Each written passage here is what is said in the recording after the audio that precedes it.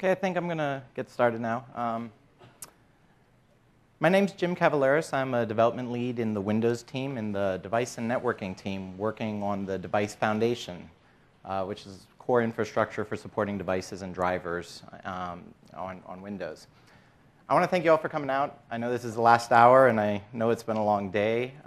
After the excitement of the keynotes yesterday, a lot of excitement probably kept people awake, but more likely you're probably all checking out Windows 8 on the Samsung tablet PCs and downloading the build. So I know it's been a long day, but I want to thank you for staying.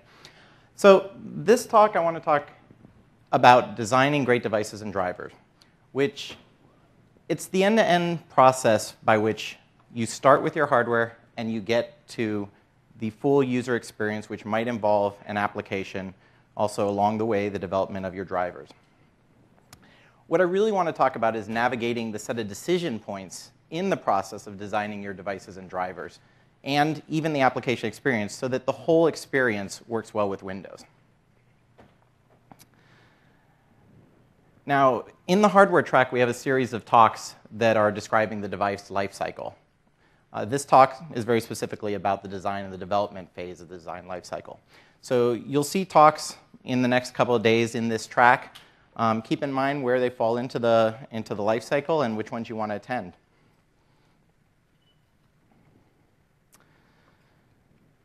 So I want to start with describing device experiences. And not only have app experiences been reimagined on Windows 8, but device experiences have also. So we're revisiting some of the guidance and best practices in the development of your devices and your drivers leading up to your app experiences so that you can have those great app experiences on Windows 8. What we'll talk about today is I want to talk about elements of device and driver design, which means these are the decision points in designing your hardware and how you get to the driver development decisions.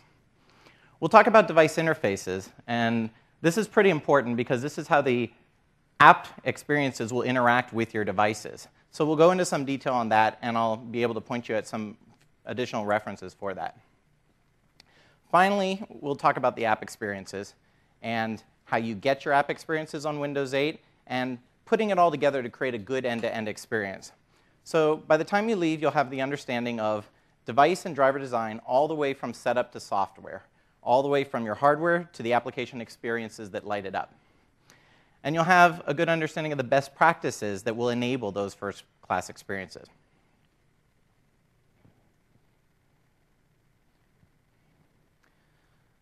But the key message of this talk is really just that great devices don't just happen.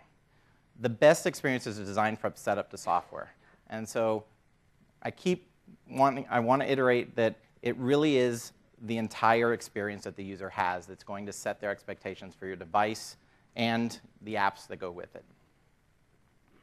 Windows 8 has introduced a new opportunity. With app experiences comes along a new opportunity for those great device experiences. So here's the walkthrough of where we'll go. We'll start with device discovery and association. And this is the workflow that you'll be considering as you're developing your hardware and your drivers all the way to the app experience. So we'll start with device discovery and association. Driver design and development, which is the decisions you'll make in the driver design process. How you'll distribute and install those drivers, and some of the best practices that will get you the best experiences. We'll talk about the different types of experiences, including Windows built-in experience and custom apps, and how that relates to your driver. And then once we start moving to apps, we'll talk about app design and development, and more specifically, how you communicate with your device and your driver, and finally, then, how you distribute your app and install it, and the best practices for running your app on Windows 8.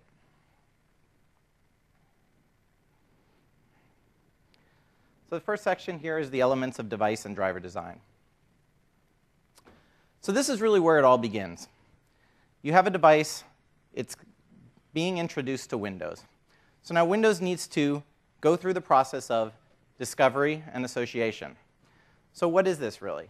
This is how Windows detects your device and intention to use. Now that's association, and this is a little different based on the types of devices you have. So connected devices are like your USB devices that you're used to. You plug it in. They're discovered, and the intention to use is just implicit. So they're implicitly associated. Windows knows about it. It installs all the necessary software, and it assumes that the user is intending to use it. Loosely coupled devices are your wireless devices like Bluetooth, or maybe network-connected devices, whether they're connected over a wireless or a wired network connection. So there's lots of different bus protocols and bus connectivity technologies that you can use for your devices. So here's some design points that you need to consider. Here, obviously, are some options: USB, Bluetooth, Wi-Fi, Internet, Wi-Fi, wired Ethernet. But you'll want to consider what the best practice is for how to connect your device. And there's a lot of decisions in here, including, let's say, power constraints of the device, for one example. If you have a device that is more often disconnected from the PC than connected from the PC, like a portable music player or a camera, things that have a good lifetime of use on their own, separate from being connected to the computer. But some of these decisions, they merge. So power connectivity, for example, you might want to consider whether USB is a good choice simply so that it provides a charging option for the user when they have their device connected. Again, Bluetooth being low power, but if your device is frequently in a disconnected state communicating with the PC, you may want to consider whether you also want to provide a USB option. So these are the hardware choices along the way. Now, bus and protocol design, what I mean by that is once you choose, for example, one of the wireless or loosely coupled device association technologies, it brings into consideration how is the user going to associate that device with Windows. Now, in Windows 8, we have an association framework where different devices can be discovered through the single UI, and you can pair the device. And so, for example, with Bluetooth, that would be a pin pairing technology. But these are the different types of discovery association considerations you need to make, is how is the user going to first discover, and then what are they going to have to do to tell Windows that they need to use the device. So once we have the device, the next question is, what does the driver support for this device looks like?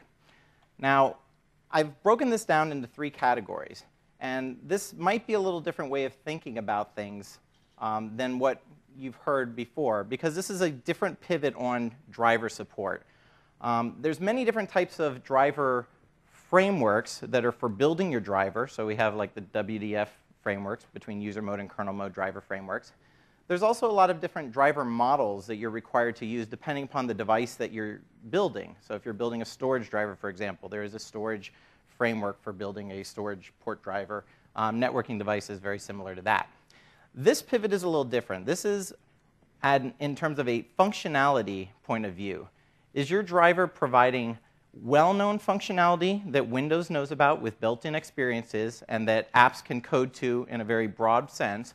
Or are you providing a more specific, customized type of functionality for which there might not be any built-in experiences? So I've categorized these into 3. Class driver, custom driver supporting the class protocols and interfaces, which is the well-known set of interfaces, and custom interfaces. So I'll talk about the 3 of these in a little bit more detail. So the first one is the class driver. Most of you are probably familiar. We call these inbox drivers. There's a lot of built-in support in Windows for common devices. Some of them are very specific device driver matches, but many of them are broad categories of devices. So examples of these would be something like your USB mass storage driver. When you plug in a USB thumb key or a hard drive, Windows knows about it. Regardless of the manufacturer, there is a match, and it can be used as a storage device.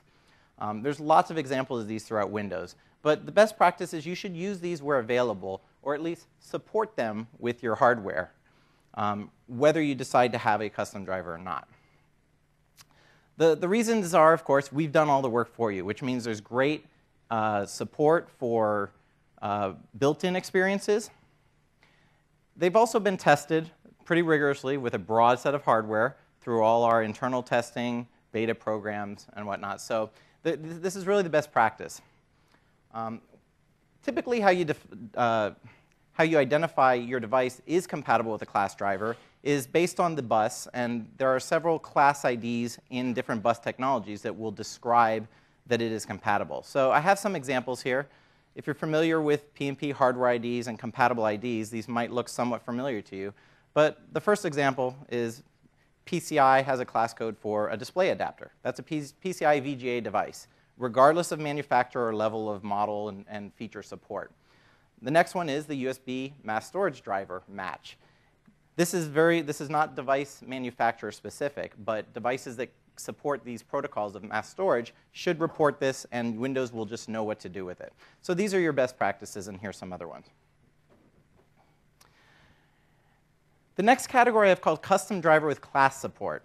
So this is similar to the first set, is there's some well-known interface that your driver would like to support for the broadest set of compatibility with apps and built-in experiences. But you might also have your own custom experiences or enhanced functionality. So you'll build a driver that supports both the well-known class interfaces, but you might have to do some extra work yourself, and you can't use the class driver per se. Now, I want to stress that this is an optional alternative to a class driver. In other words, if your hardware does support class interfaces, then ideally you'd still work with our compatible driver, but you might provide some enhanced support. And then finally, custom driver with custom interfaces, which this is something that probably doesn't have a built-in Windows experience. So you're typically going to have to rely on your own application experiences to really light up the functionality of what your device can do. So I'll move on and have some illustrations of this in a moment.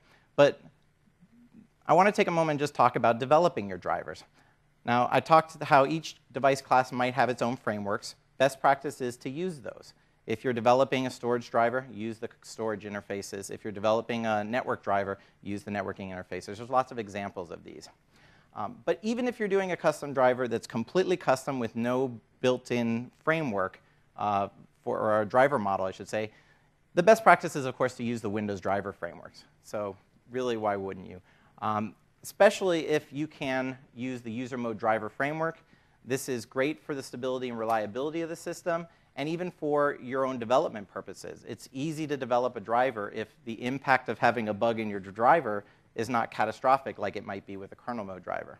So this is really a great experience both for the user and for your own process of developing.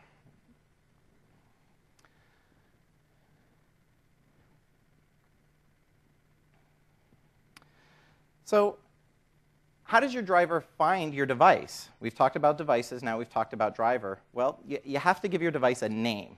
So this is an overview of really what those types of names mean in the devices space. Again, if you're familiar with hardware and compatible IDs, these will look familiar to you. The example I've used here is the format for USB devices for their hardware IDs and compatible IDs. And so you can see three different components in the USB hardware ID. And there's actually multiple IDs. I've shown the top two, but you can get an idea of the ordering of how the devices are described to Windows. The ordering matters in IDs, and we want the IDs to be ordered from the most specific match that describes the hardware the best down to a more broad match. So in the top example, your USB ID is composed of a vendor ID, a product ID, and a revision ID. And you can see how these mean more and more specific things. Vendor is the company that manufactured the device. The product ID, this will vary how the manufacturer decides to name the device and what is considered a different model. But even within models, you might have different revisions. That it's mostly compatible, but perhaps it's a different version of the firmware or something that you might want to target. But I have a hint here. I said, let's look at vehicles. And if you're familiar with vehicles, we have make, model, year. And it's the same thing. The make is the manufacturer. The model is, now this varies on what the manufacturer decides to call a model. And I have in here three different granular pieces even within the model of what that is. And then, of course, the revision would be a year. So, for example, Chevy made a Malibu Chevelle Coupe in 1968. They made one again in 1969. They made one again in 1970. Probably very similar for many years, but the model stayed consistent.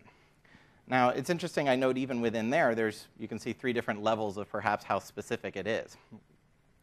Then we have compatible IDs. And compatible IDs are not manufacturer specific, but they represent kind of more of a functionality of a broad category of devices. So for USB, the IDs are class, a subclass, and a protocol. Now, I showed the example previously of the mass storage device.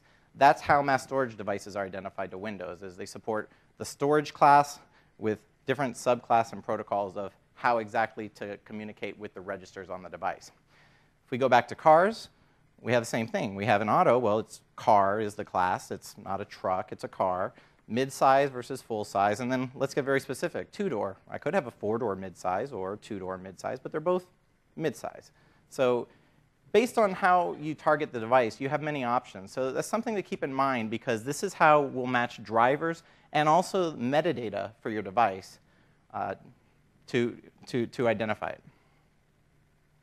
So here's the best practices. You want to target the broadest ID possible to get the job done. So while you could get very specific, if you don't need to, it's best just to keep it so that you don't have to revise too much your targeting mechanism. And again, this is for drivers and metadata. So the practice is you want to modify revision ID, or the equivalent in a different bus technology, for driver-compatible devices. So the same driver, but perhaps there's different things about it that you might want to target. But for the most part, the same model matches the same metadata and driver. So again, let's go back to our auto analogy. I said it's the same auto parts, but maybe a different styling or minor part differences from year to year. But for the most part, it's still a Chevy Malibu. We can still target at that for most purposes, whether I'm buying floor mats or the carburetor. You do want to modify the product when a new configuration is required. And by this, I mean if you need a new driver or different settings for it, and the previous ones are not compatible at all, do consider modifying this, because this will prevent a previous version of the driver from matching if the hardware is sufficiently different and not compatible at all. So again, think new parts inventory. If my previous model or my new model does not work with the previous model's parts, I should call it a new model. Otherwise, it's going to be very confusing when I walk into a store to try and find parts for my car. So next section is device interface design. So what is device interface design? This is how apps and drivers communicate with each other. So far we have a device that we've introduced to Windows. It's discoverable. It describes itself to Windows. And we know what it is, so we can do some sort of matching to a driver. Now what? Well, we have built-in Windows experiences that we want to be able to interact with that device. And you may have custom apps that need to interact with that device. This is how we'll do that. So a device interface is how you export that device and driver functionality to other components. I say it describes a functional contract supported by the device. Now, if you saw in the keynotes yesterday, you saw in the app model, you saw contracts and how important that was to Windows 8, so that apps that didn't know about specifically which apps they were could share data and communicate because they understood that contract and they implemented it, and they could both use it independently of knowing about the specific apps. So device interfaces are very similar to this. If an app knows about a contract, it doesn't matter the manufacturer of device that is exposing the contract. It's just a contract, and I can fulfill it or I can consume it just like anything else. So in the case of drivers, though, what this means is it's an I/O contract. So usually you send I/O to your device in the form of I/O controls, ioctls, read file, write file. The functional contract of a device interface describes exactly what that contract does, and it describes exactly how you communicate with the device. Now, devices may support more than one contract, so you may decide that I can, do, in the case of an app, maybe I can implement the search contract and the picture contract. In the case of a device, you probably can do multiple things like that also. The important thing about device interface is that feature discovery is implicit in device discovery. That means when you find your device based on its interface contract, you know exactly what it can do.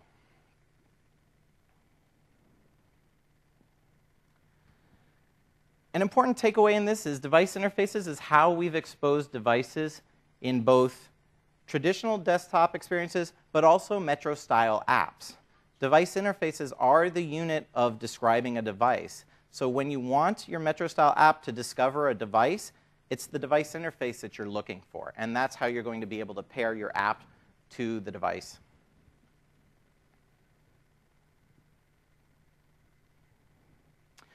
So now I want to talk about how that relates to the different types of driver models that I mentioned earlier.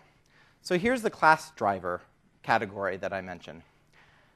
And I've just color-coded things to say that the class driver contract defines all these different blocks.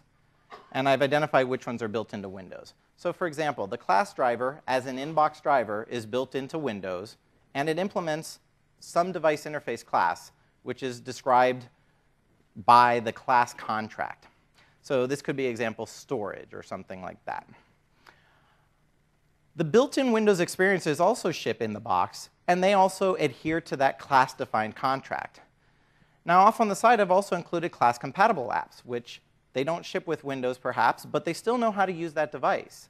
So you can see the relationship between knowing about the contract and which pieces are implemented by Windows versus another party.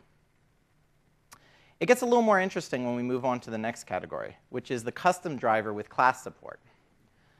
So you can see that the custom driver is some merging of, perhaps it supports the well-known class interfaces. It does support the class interface, but perhaps it supports some other vendor-defined interfaces. And so that's the block in the middle, which is this is the set of interfaces it supports. The built-in Windows experiences are still provided by Windows.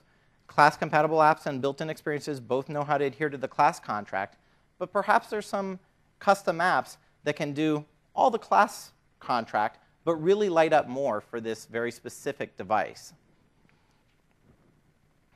And the last category is the custom driver with custom apps, where we said there probably is no built-in Windows experience.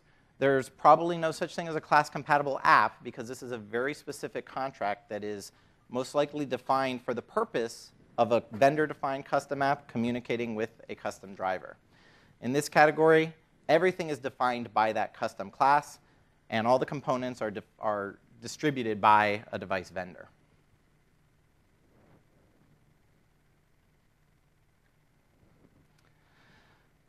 So when should you define new custom interface classes? Well, typically this is a completely new custom feature set for a device that you've just designed that doesn't support any built-in experiences. Or it could be just that you've extended a feature set to add more functionality than the built-in class support, but you need to give it a new identifier to know that this is my enhanced version. You should extend existing interfaces when you're merely adding new methods onto that contract. So for the most part, it's the same contract, but I need to just support a new piece of functionality. If my app uses that new functionality, that's great. But if not, it still knows how to communicate with all the down-level previous methods on that interface. And again, the best practice is to design your individual methods to be extended. Now, this will typically mean that you code both your driver and your app to encode the version of a specific method that it knows how to support. And your drivers and apps should both be backwards compatible and able to deal with future versions of the opposite contract implementation and fall back when they have to. And this is the best practice for how an app negotiates with the driver. They discover the available functionality, maintain the backwards compatibility. The driver also maintains the backwards compatibility. The most interesting thing to note here is that the drivers may be interacting with both desktop and Metro-style apps. The interface contract is a purely functional contract. It does not matter what type of application is communicating with it. So the best practice here is to define your interfaces so that they're abstract enough to be used by any type of application, or even other drivers, other Windows services, any type of component. The interface contract is sufficiently abstract.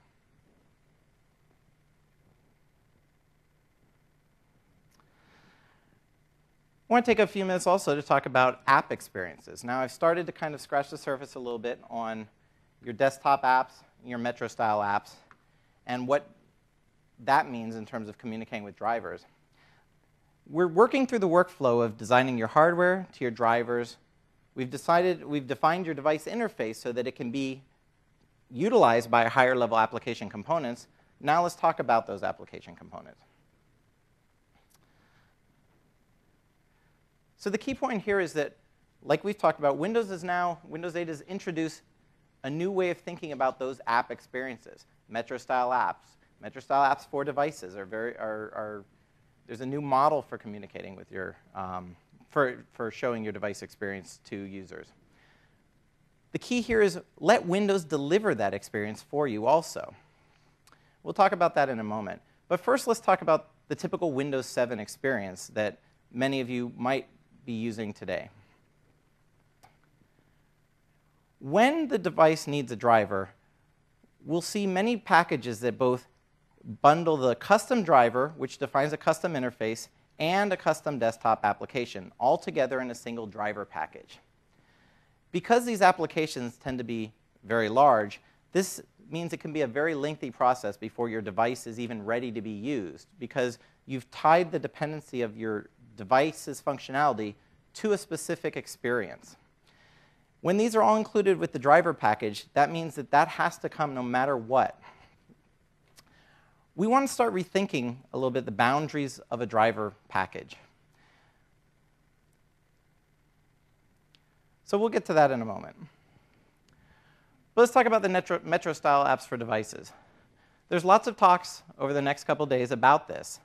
But one of the things you'll find that's the most compelling reason to do this is that there's an automatic download and setup of Metro-style apps for devices when your device is discovered for the first time.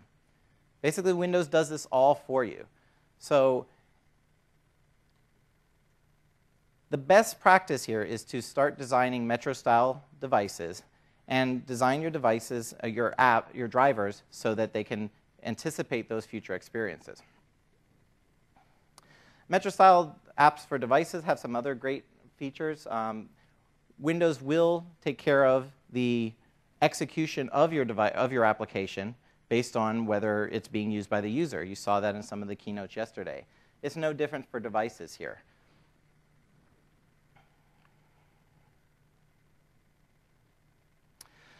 So let's talk about what the app experience might look like in Windows 8 with a Metro-style app for a device. What we've just done here is we've limited the driver package down to including only the custom driver, and of course it defines the custom interface. But that's it. We've defined the functionality to be separate from the app experience. When the device arrives, the driver package is downloaded, which is faster if it's a simpler package. And then Windows automatically gets the Metro-style app for your device. So we've just got the full user app experience on the arrival of the device. So here's the installation process for Metro-style apps for devices. It just happens. Yeah, that's pretty much it. So it's a great experience. If we talk about desktop apps and other software, it's a little more difficult. Not so straightforward. So you really want to go back and consider Metro-style apps for devices. Desktop apps might still be necessary in some corner cases. Specifically, admin management tasks for your device. You might need still to do that.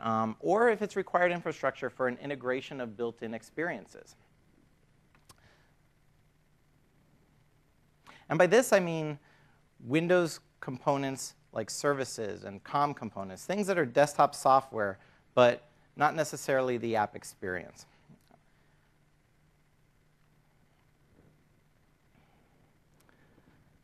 So how should you install desktop apps and other software? Well, the first best practice that we want to give is to package it separate from your drivers if it's an app experience.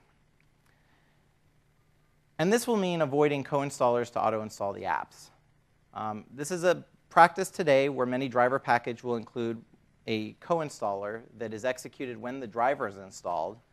And that might download the application and install the application. And that's that lengthy process that I mentioned earlier. We want to avoid that now with Metro-style apps for devices. We want to move away from bundling this. And the reasons are because when you bundle it with a driver package, It's hard to say what the user experience should be. The driver's role is really too low to define that. Apps get stale more quickly than drivers. What do I mean by this? Well, driver support is pretty fundamental hardware support. Typically, if you've defined your driver to support a piece of hardware and your device interfaces have been made abstract enough so that they work with built-in experiences, app experiences, there's very little about your driver that might need to change. Apps, on the other hand, you might want to provide a different visual experience for your app. Over the history of Windows, we've seen app guidance change, app experiences change. Windows 8 just introduced a new change to app experiences. Your driver should not prescribe that specific experience. Let Windows take care of that for you.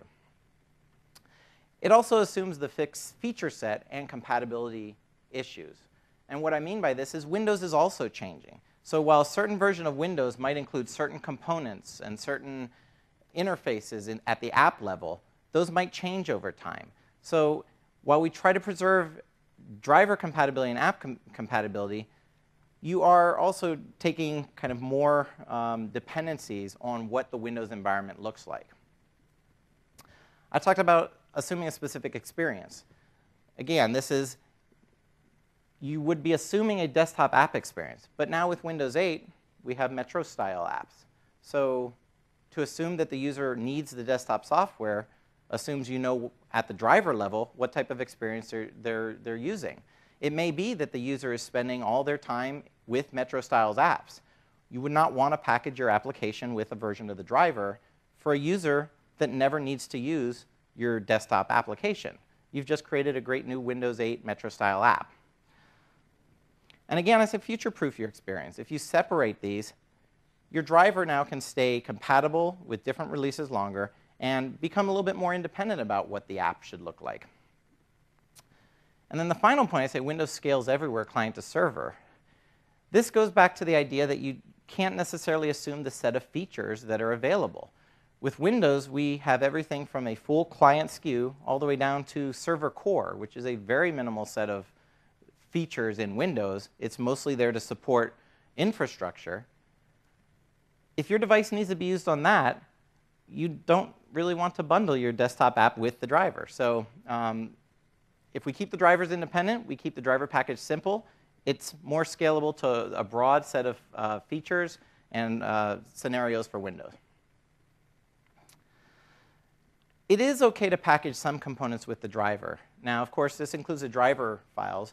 But I mentioned things like COM components and control panels and services that might be very low-level infrastructure support, not necessarily providing an app experience, but to kind of plug into a lot of these places in Windows where you need other components other than just a driver binary to really light up built-in experiences with your device. Our guidance for this, though, is to use only the native INF directives. And again, avoid runtime installers like co-installers that I mentioned. So some examples of things here are to install the services using the well-known add service INF directive. Control panels can be done with add-reg and copying files. COM components the same way.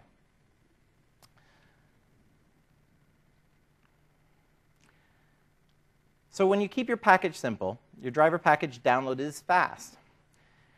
If the package is simple and uses only these native INF commands that I mentioned, then the configuration of your device is also really, really fast. And so go to a session that we have on Friday. It's a Chalk Talk session. And you'll see how we did that. And it's really a great experience. And our goal is to keep these packages simple, and we can really light up some features in the OS by improving performance and reliability and stability. The other goal of keeping the package simpler is to put the user in control over the experience. Again, if the Metro-style app will be downloaded on Windows 8 where Metro-style app experiences are available, and maybe if the desktop app is necessary, the user should decide. So how should we do that? There is an INF directive for drivers that's called request additional software. And what this is a way for a driver package to indirectly give a hint to the OS that there may be some desktop software that goes with this device. it doesn't package the software. It just tells Windows that there might be some software. And this feature is available on Windows 7 and later. And so let's take a look at how this works. What this does is then it tells Windows that there might be software available, and then it leaves it up to the user to decide if they want it. This is done indirectly with the Windows problem reporting service that finds solutions for reported problems. And if there's a solution available, then the user is notified in Action Center. And so in the solution, you can link to your own vendor website to download what is now the current version of your application.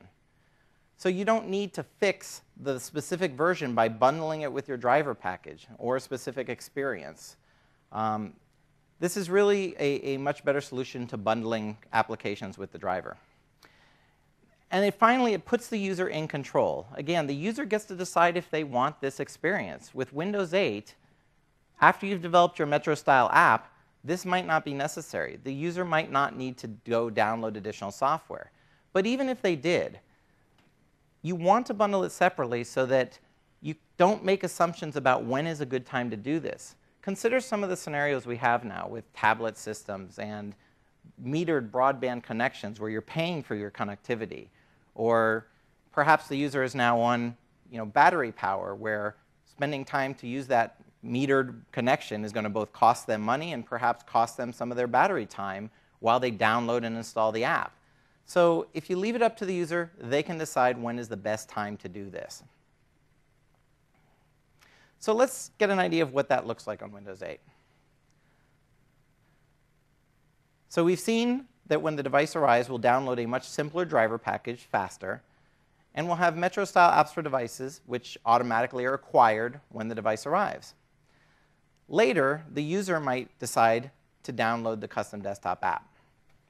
But again, they're in complete control over this experience.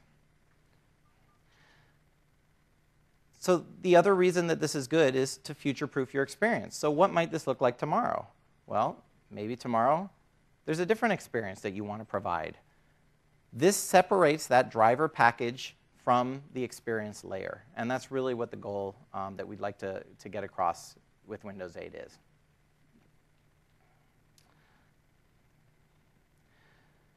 While we're talking about desktop software, some of the best practices here are, again, to kind of keep the user in control and also make sure that you're not running in a situation where your app doesn't need to be running. So the most obvious point of this is avoiding startup apps and always running services.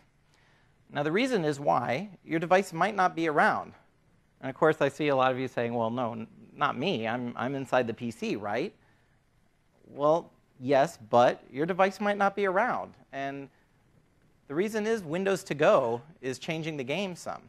If you've seen the Windows To Go feature, this is a feature that enables Windows to be booted off of a portable USB media on multiple different computers.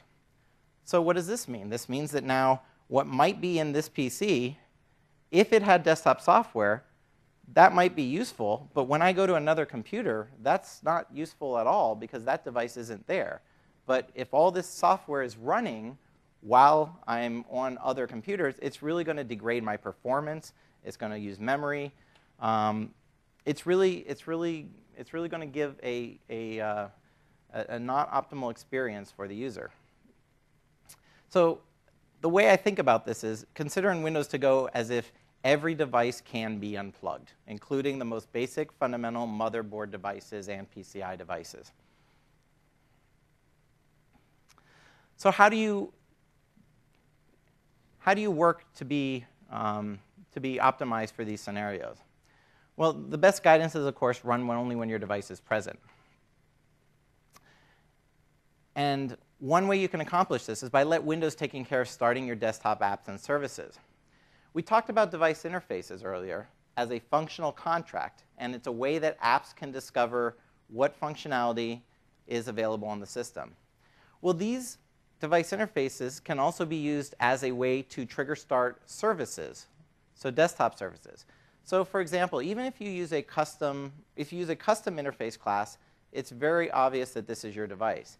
Even if you're using a class-defined device interface class, the device interface triggers can also be scoped down to specific hardware IDs. So you can support a class interface, but going back to that device ID that we talked about earlier, you can target that, and your service will only get started on that combination. So it's really a very, very good experience.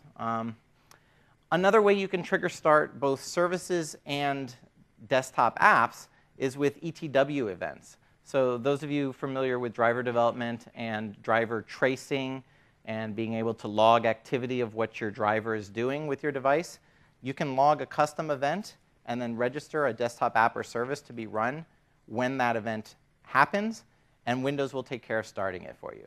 So this is another best practice on how to enable applications and our desktop services to only run when necessary. And of course, the other side of this is shut down when you're done.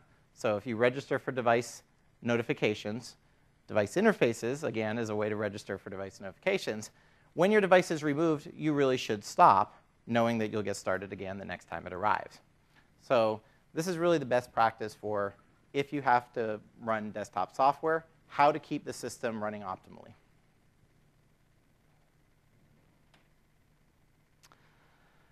So let's put it all together. What did we get when we did those things? Well, here's your key takeaways for devices and drivers. If you design the great experiences from setup to software, this means choose the appropriate connectivity for your bus and your protocol. Once you've decided what the best hardware is, make sure you identify the device so that you can describe it to Windows in a way that targets your driver and your metadata correctly. The best practice is to use class drivers where you can, so that means make sure your identities define the support for the class protocols that your hardware can support. And then you'll have custom drivers only if needed based off of more specific hardware IDs.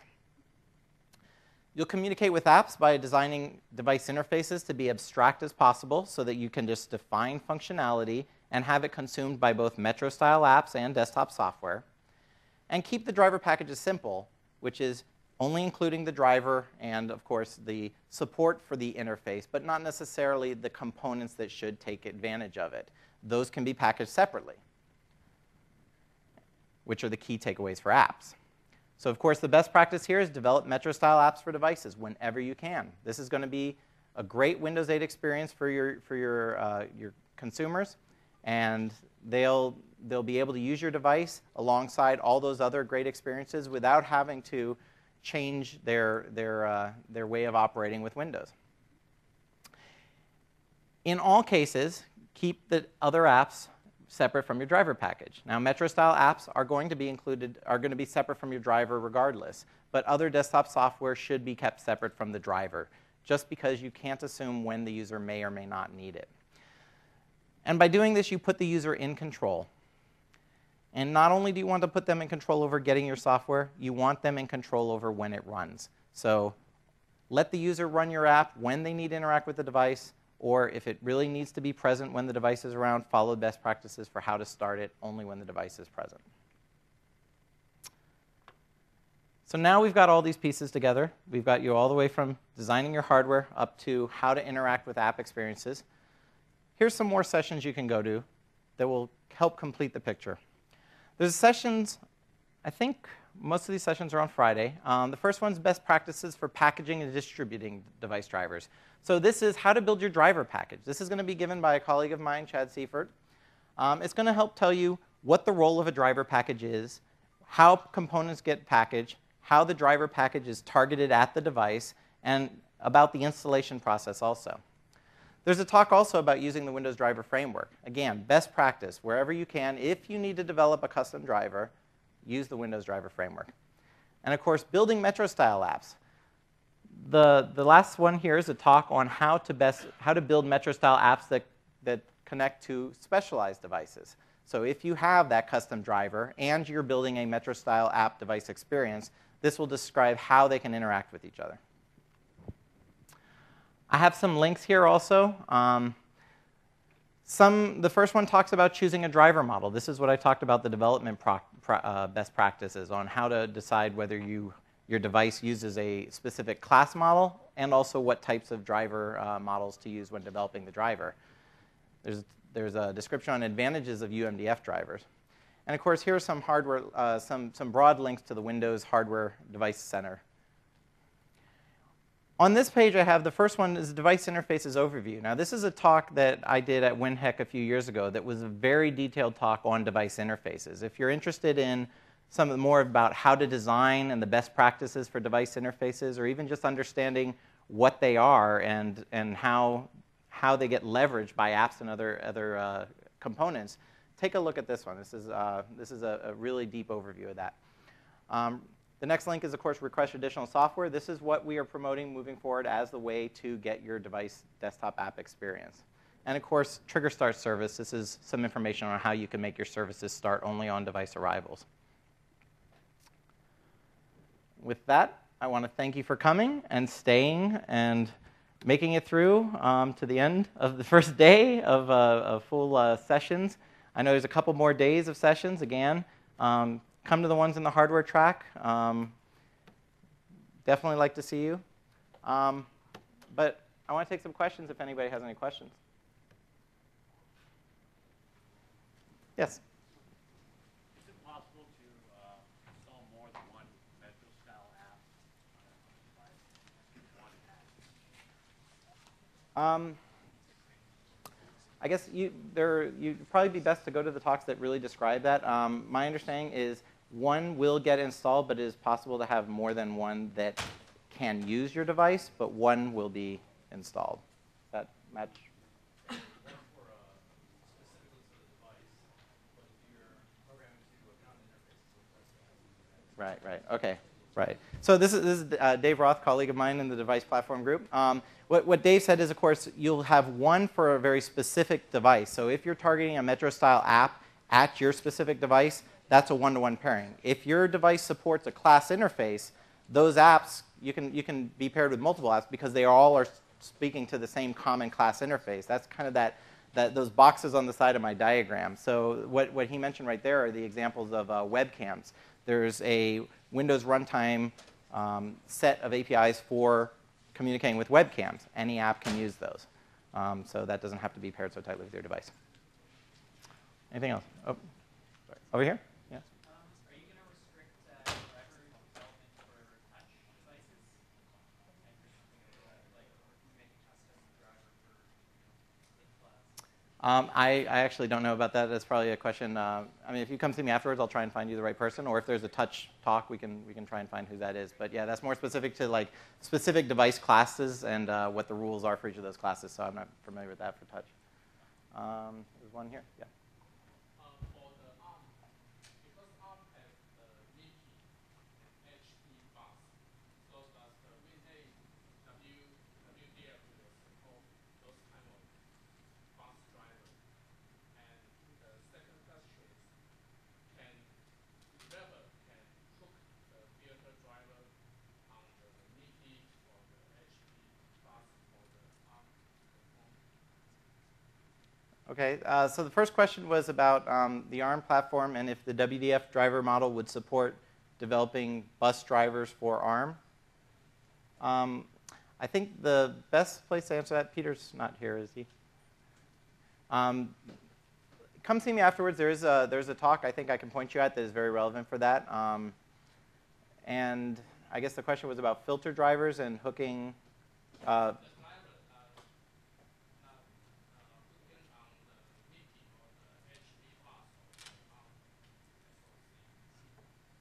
I think that's, yeah. Okay. So will filter drivers be allowed to hook? Yeah. I think it's probably a very similar and related question to what you asked the first one about whether WDF driver model and what generally is the driver level support on ARM, I think. So come see me afterwards and we'll try and find the right person to answer that. Sorry, right here? Okay. I have a WinUSB driver right now. Right. Installed through DIFX driver frameworks. Right. What's the story with that Metro-based UI? So am I going to be able to access that device via the WinUSB stuff in Metro, or how is that all? I think the session on the specialized devices will cover some of that. So I think that's a session you want to go to. Yes.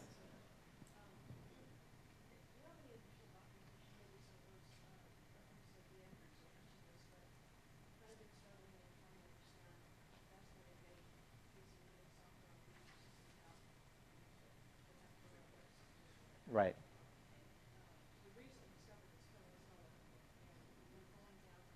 Right.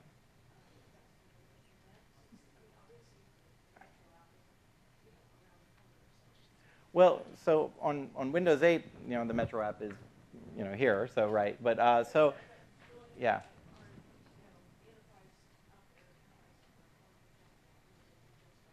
Right. So the question was really about installing apps and co-installers, and right now one of the predominant way that applications are installed with driver packages with a co-installer, we are actively trying to move away from that. Metro-style apps is kind of the idea of, you can see how we are separating those experiences. On Windows 7 and down, they exist. If it works, it works. But just wanted you to be aware that the direction is to try and move away from those.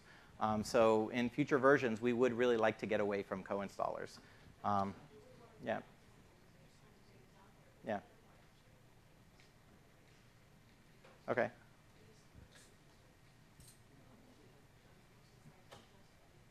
Right.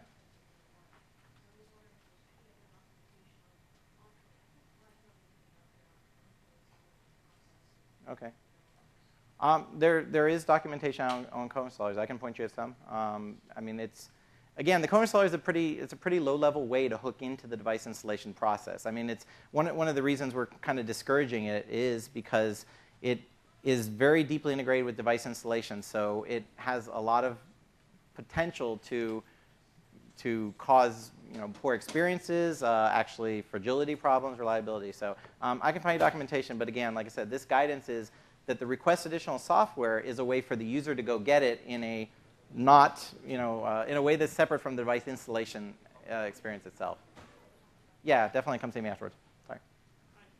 What happens? We have monthly, sometimes weekly driver updates. That includes updates to basically the software or application installed with it to install. Right. Is the model going to support that? Like monthly driver updates? So make sure that Metro app for the device is With Metro-style apps, I believe, yes, they will be able to be updated.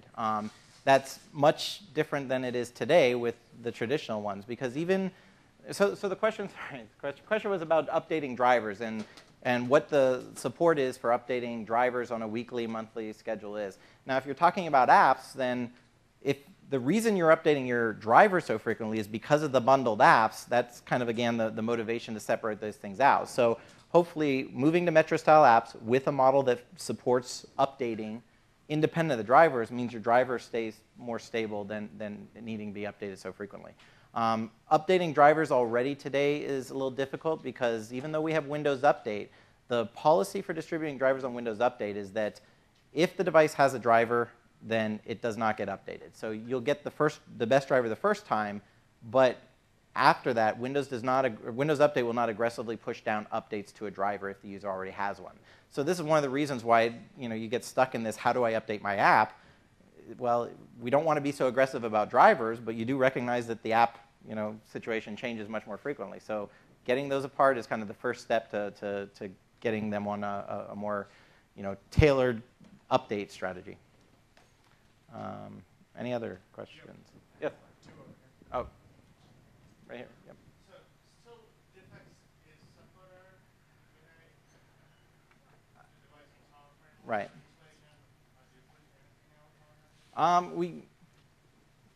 Diffex is being maintained, but it's not actively being developed anymore. So to the extent where it works where it works, it will continue to work, but we're not actively adding new features to it.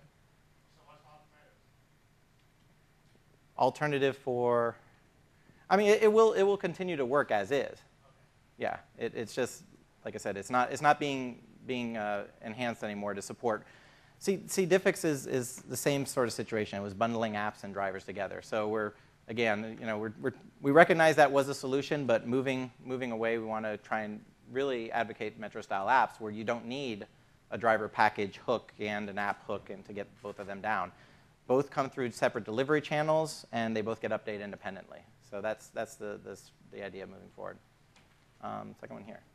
Is WDF driver required on Wednesday, or the old WDF driver still accepted? Well, it might depend on the device class that you're programming to, but my understanding is that there's no change to whether WDM is not supported. WDM drivers will continue to be supported, but obviously where it's possible, WDF is strongly recommended. Yep. Any other questions?